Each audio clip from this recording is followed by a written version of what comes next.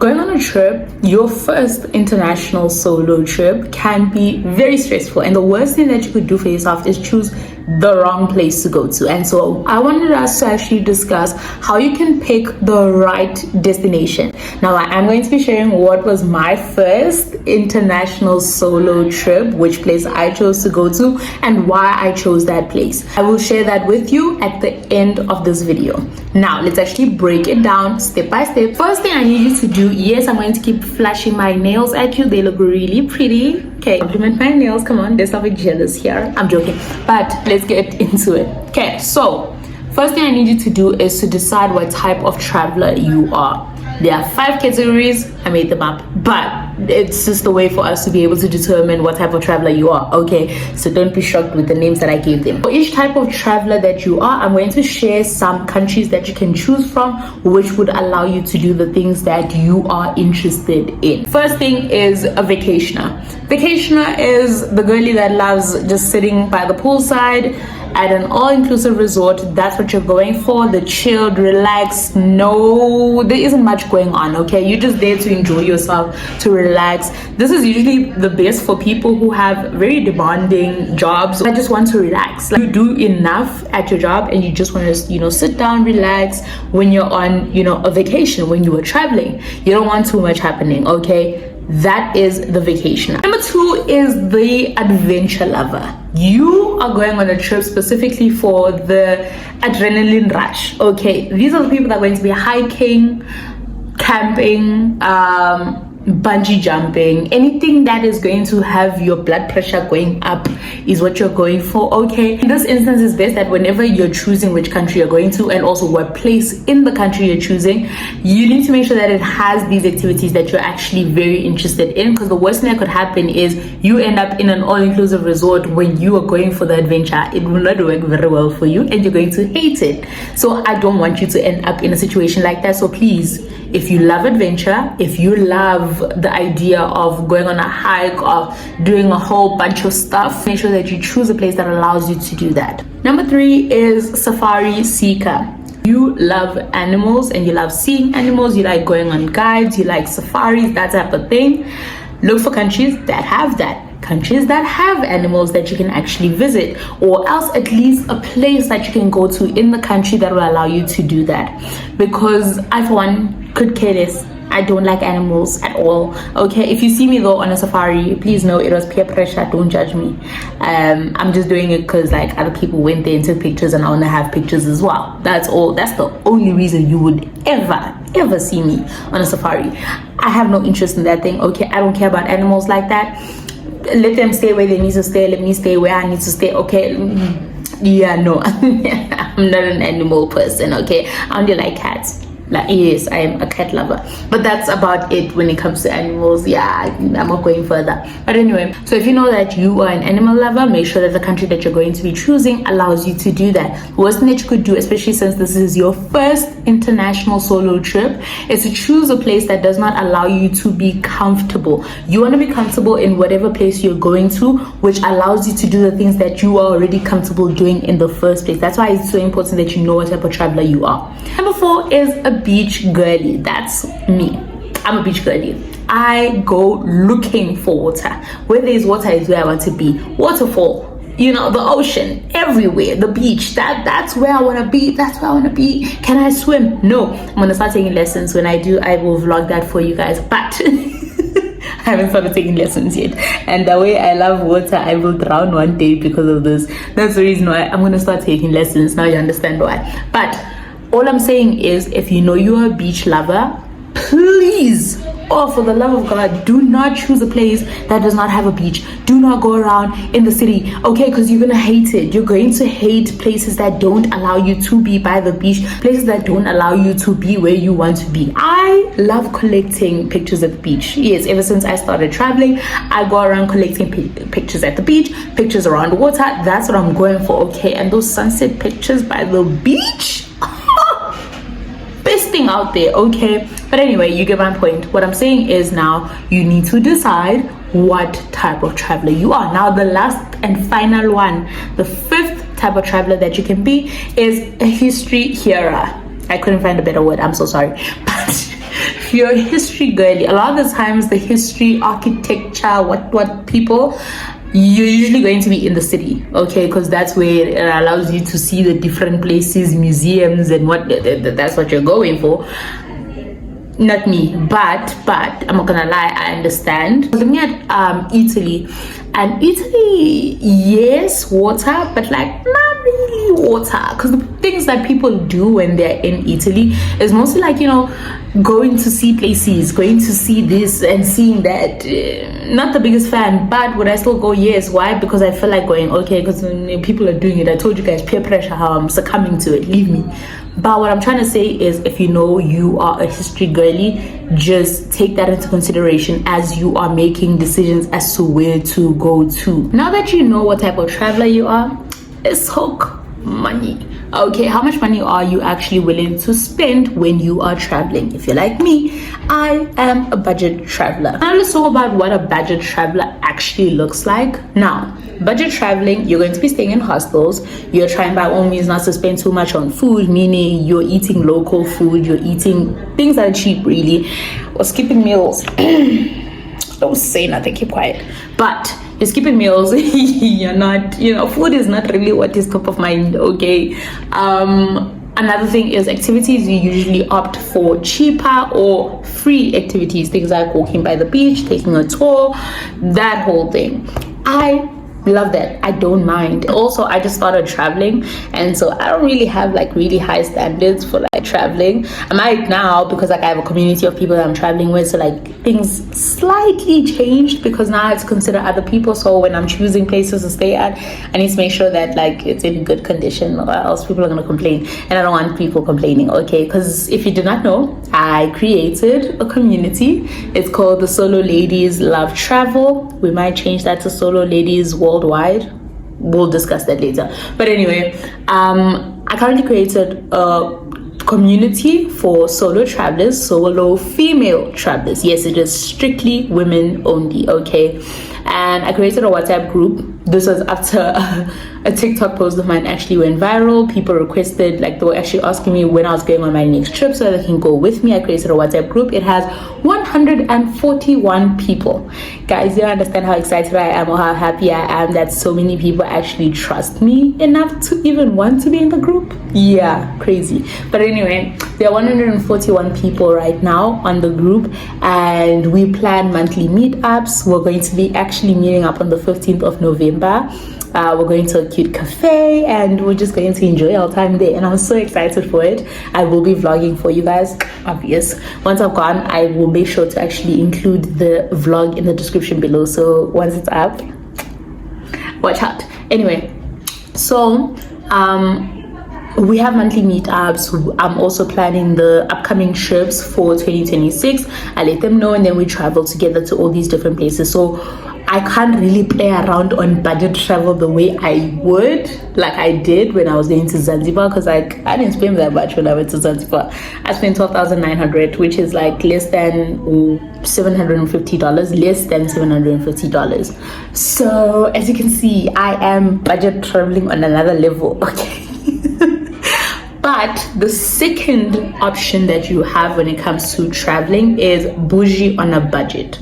Yes, you're not spending too much money, but you still like a bit of comfort. You still like things to be in order. You know, you still want to stay in a nice place, Instagram type of vibes, okay? You still want to enjoy your trip, have an order for like activities that you're having, you know, certain restaurants that you're visiting, that type of thing. But this is within there being a budget, okay? Meaning even the restaurants that you'll be going to, you're not going to like really expensive restaurants unless you're going to be like buying a drink only, like so that you can take pictures and so on. That's an option.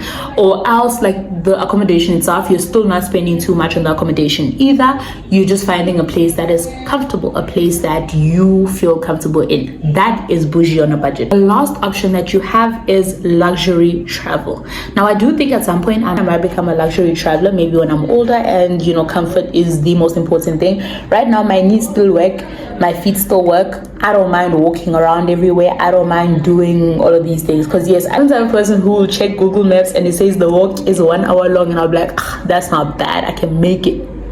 So you see when I say budget traveler. But anyway, when you talk about luxury travel, this is with no budget. Okay, you do not consider budget. Budget is not something that you will think about.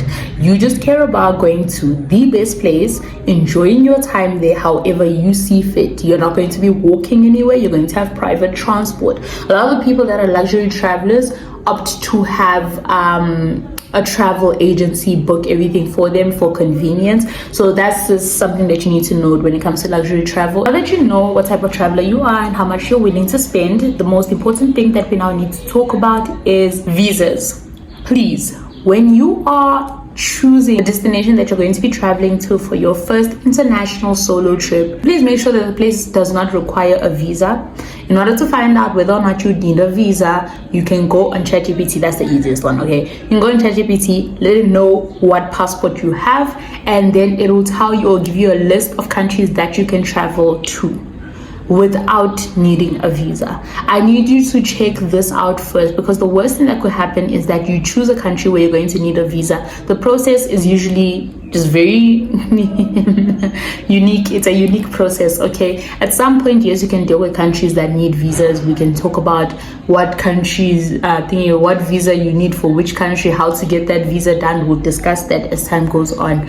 But for now, since this is your first trip, I want you to choose somewhere that's not going to be, that's not going to cause any problems for you as you're going to that place. So make sure that it's a country that is visa free for you. To add to the things that you need to consider is currency.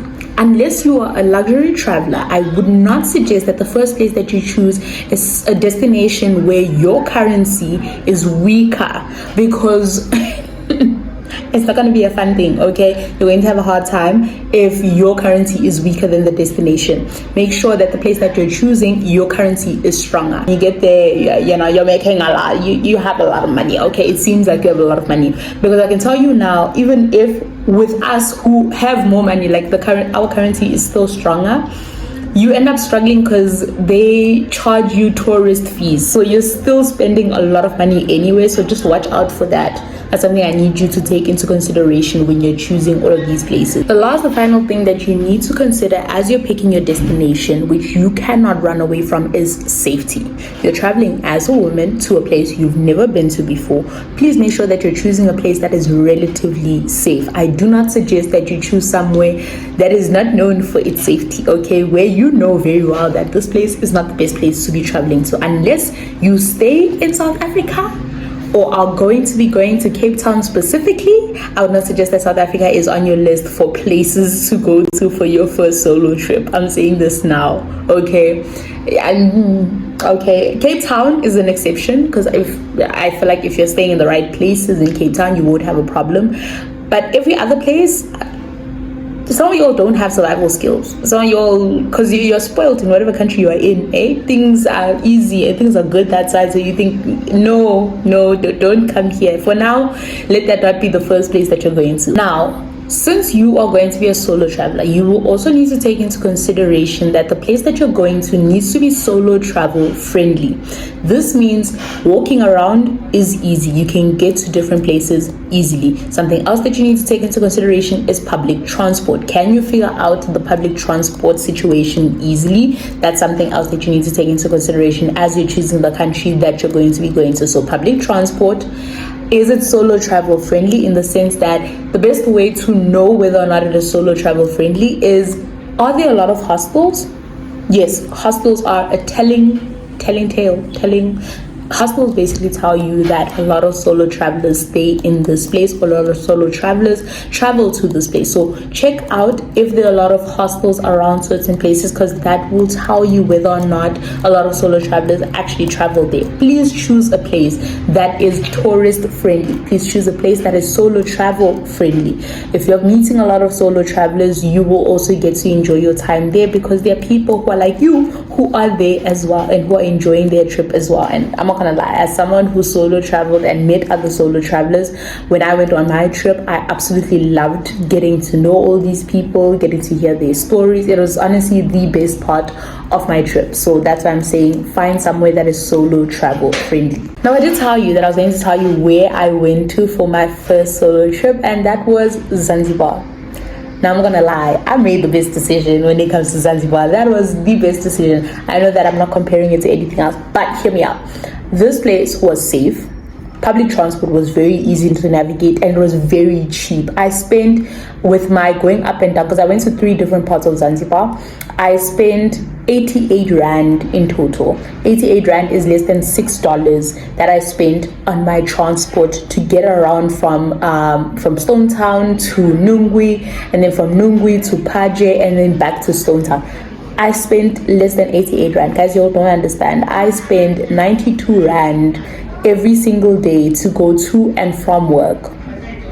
Yeah, that shows you just how cheap that is. Plus, I'm a beach girly, so I was just getting to see all these different beaches, and so I loved it. I loved my time there.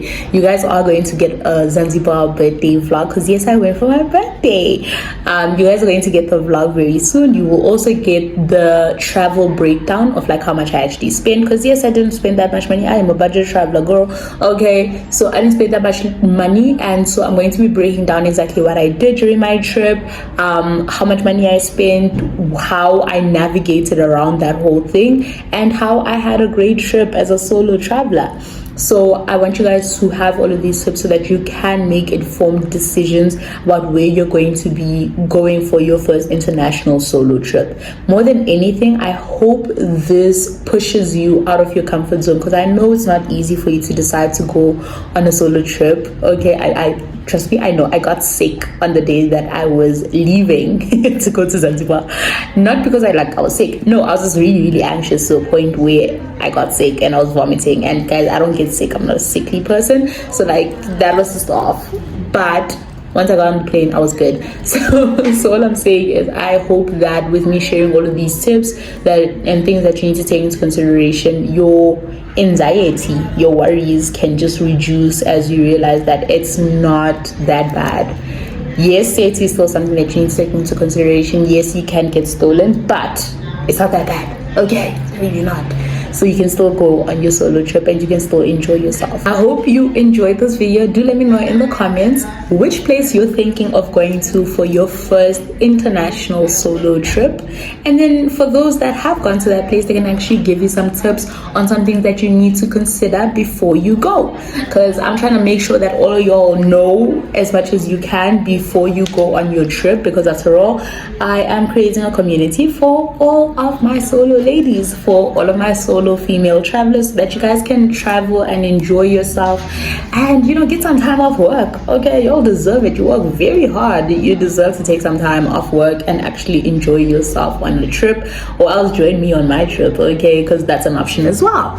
But I want you to go on these trips to enjoy yourself, to take time off, to enjoy life, because life is meant to be lived, okay? So I hope you enjoyed this video, and I look forward to hearing where you're going to next. If you're still doing local trips, I've gone to Durban before. Go watch that Durban travel vlog, because it's going to help you with figuring out where you want to go and some things that you might want to do when you go to Durban, or just go watch it.